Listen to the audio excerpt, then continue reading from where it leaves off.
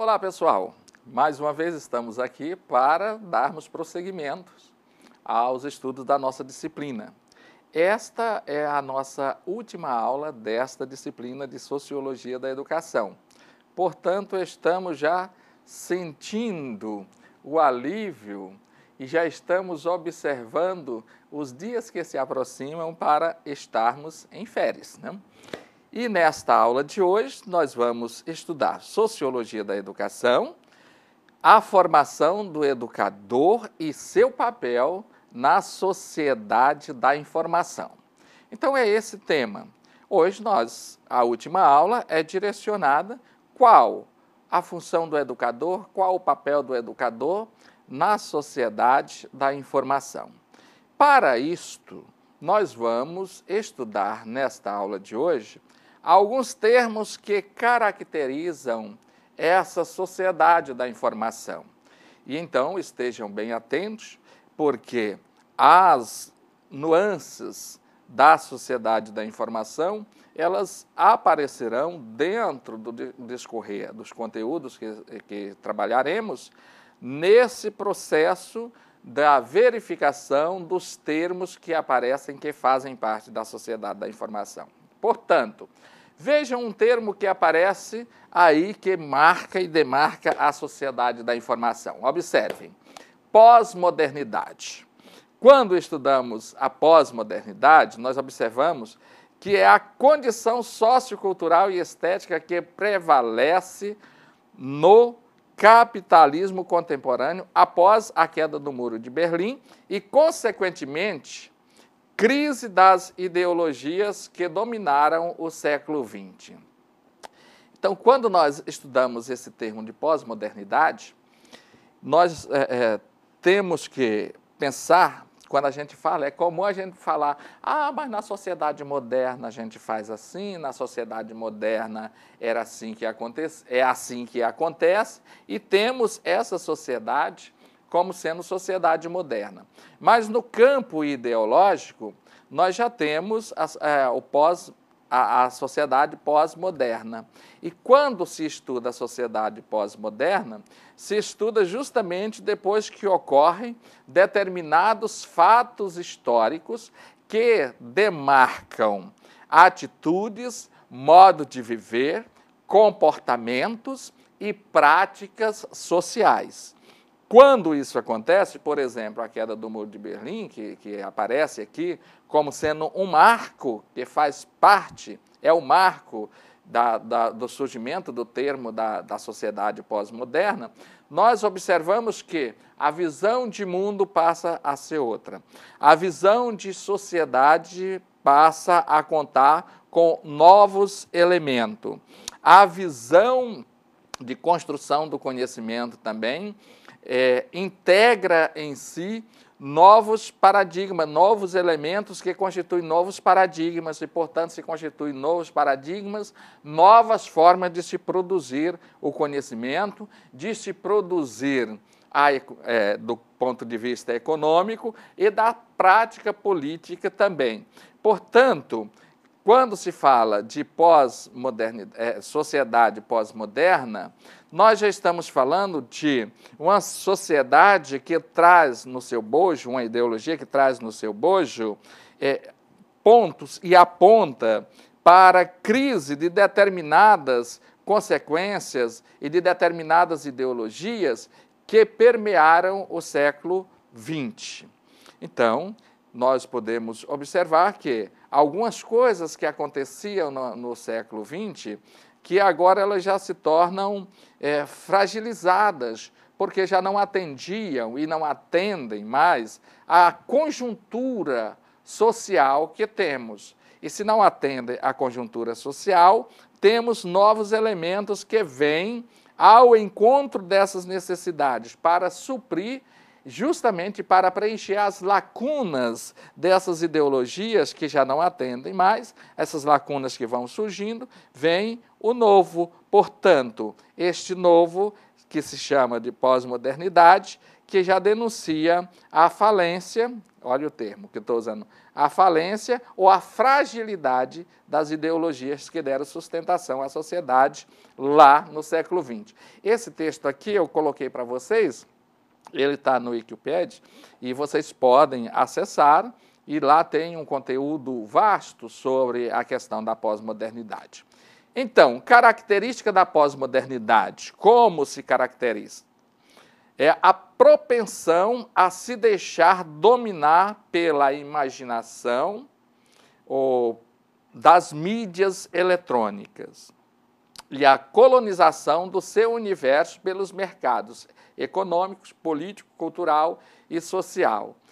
Então, uma das características da sociedade pós-moderna é justamente isso que estamos vivenciando. É essa propensão da sociedade em se deixar dominar pelas mídias eletrônicas.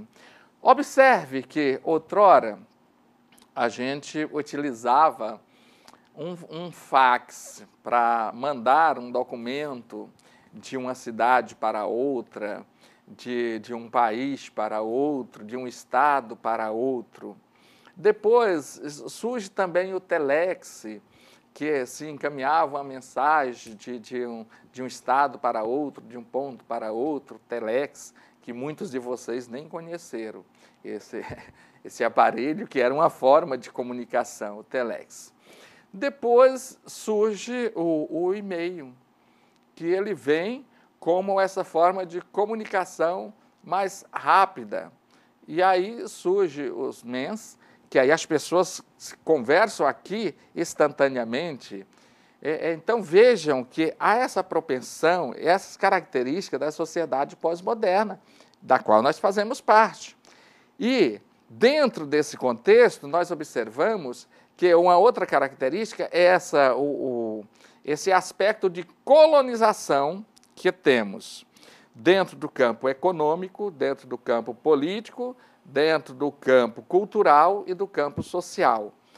Nesse contexto, faz jus se lembrar a questão da globalização. E aí, dentro do processo da globalização, é uma característica também da sociedade pós-moderna.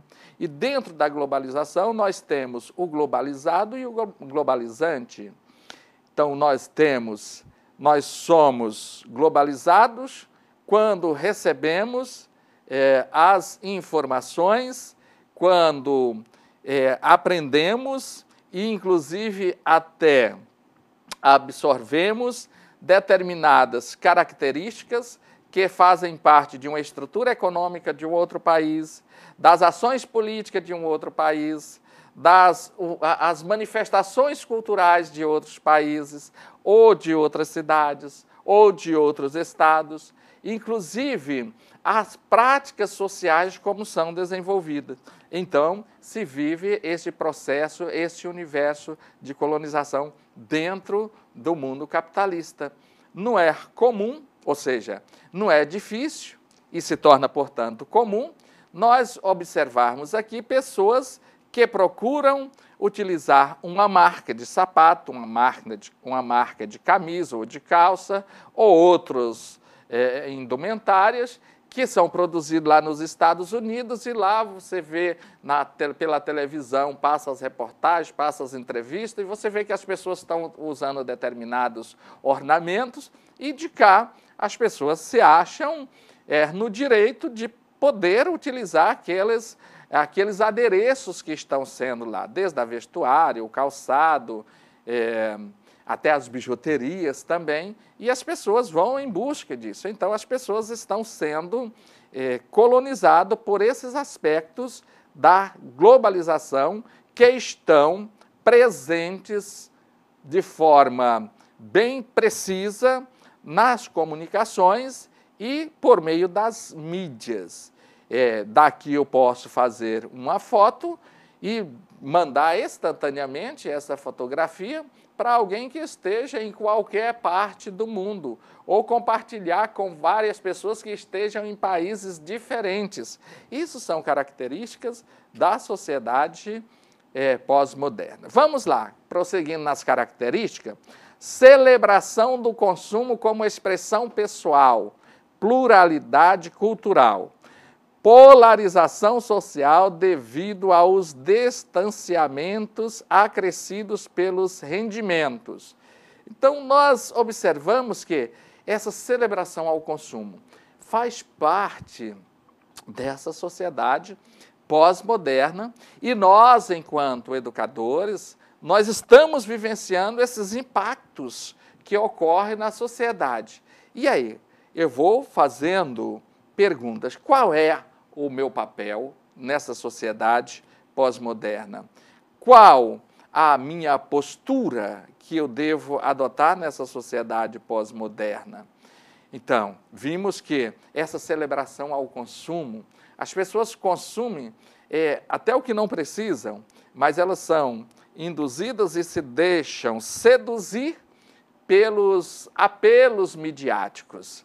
Então, a pessoa tem um celular, por exemplo, um celular que não tem 1 ano de uso, mas tem um novo lançamento, então a pessoa já é seduzida pelo apelo midiático a trocar esse aparelho.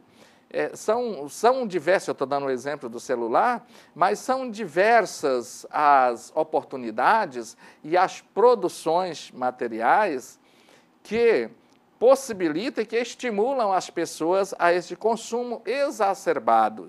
Então, o consumismo, essa celebração que se faz ao consumismo, é uma característica. Outra questão é a pluralidade cultural, que aí a pluralidade cultural dentro dessa sociedade pós-moderna passou a ser estudada e defendida com mais força, com mais vontade, com mais consistência, porque antes, vocês observem, até quando muitos de vocês fizeram o ensino fundamental, a educação básica, que a gente estudava, inclusive, a sociedade composta por 3 raças. Foi isso que eu aprendi lá, era a raça branca, a raça negra e a raça amarela. Nós aprendemos assim. Hoje os conceitos mudam, que não existe essa questão de 3 raças humanas, existe a raça humana. E então, na raça humana, existem as etnias, a etnia negra, a etnia amarela, no caso os indígenas, e os brancos. Mas se estuda a raça humana, não como 3 raças, mas uma única raça humana, que tem, por sua vez, características diferentes em grupos diferentes. Então, essas características diferentes trazem uma pluralidade cultural. Essa pluralidade cultural também faz parte de características da sociedade pós-moderna. E nós, enquanto educadores, estamos vivenciando esses acontecimentos. A polarização social devido aos distanciamentos acrescidos pelos rendimentos. Então, vem essa polarização social, que vai determinando as classes sociais e o que você pode ter, o que você não vai ter, porque existe um distanciamento em relação ao poder aquisitivo mesmo. Então, isso também vai ficando mais presente nessa sociedade pós-moderna, porque vem os anseios, dentro do contexto do consumismo, vem todos os anseios e esses acontecimentos, essas polarizações sociais, por esse distanciamento dos bens materiais, fazem parte também. E como vai ser a nossa postura, qual é o nosso perfil como educador dentro dessa instituição social que temos. E ainda prosseguindo, falência, vamos lá, falência das metanarrativas emancipadoras, como aquelas propostas pela Revolução Francesa, liberdade, igualdade e fraternidade. Então, nessa sociedade pós-moderna, existe uma falência dessas narrativas, elas perdem um pouco o sentido. A liberdade, aí as pessoas querem uma liberdade além daquilo que foi colocado. Qual era a liberdade proposta na Revolução Francesa? Qual era o princípio de igualdade proposto na Revolução Francesa? qual era o princípio da fraternidade que se colocava, que foi colocado lá pela Revolução Francesa. Então, há uma certa falência dessas metanarrativas que dão sustentações a essas termologias que foram utilizadas e os conceitos que foram utilizados para esses termos. Então, dentro desse contexto, nós vamos vivenciando essa sociedade pós-moderna e essas características. Outros aspectos interessantes que aparecem como característica da sociedade pós-moderna. Tem predomínio do instantâneo, da perda de fronteiras, gerando a ideia de que o mundo está cada vez menor através do avanço da tecnologia. Estamos diante de um mundo virtual, imagens, sons e textos em uma velocidade instantânea. Então, vejam que outra característica dessa sociedade é justamente essa quebra de barreiras. Parece que o mundo está tão pequeno, né? Você está aqui e aí você vai para o computador, eu vou aqui conversar com o meu filho ou com o meu irmão, com o meu parente que está lá no Japão. Então, enquanto aqui está de manhã, já lá é noite, mas eu vou para cá, para frente de um computador, e estou conectado a uma rede, e simplesmente nós estabelecemos um contato. Então, aquilo que parecia tão distante, agora está tão perto.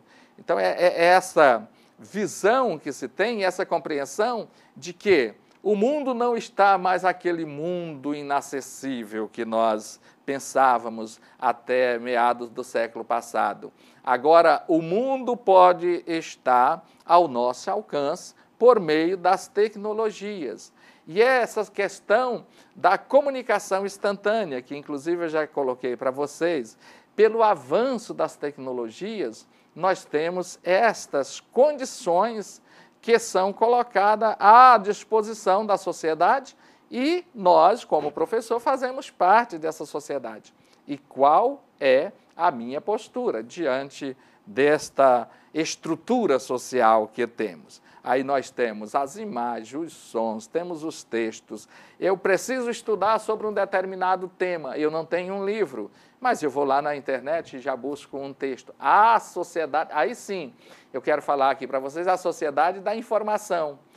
E não, muito embora o tema puxe para a sociedade da informação e do conhecimento, eu tenho ressalvas em dizer sociedade do conhecimento, mas não em relação à sociedade da informação. A sociedade da informação é porque eu tenho acesso às informações que estão à minha disposição e que eu tenho acesso a elas. Agora, sociedade do conhecimento é se eu tenho a capacidade de transformar essas informações em conhecimentos úteis. Aí sim, eu utilizaria o termo de sociedade do conhecimento.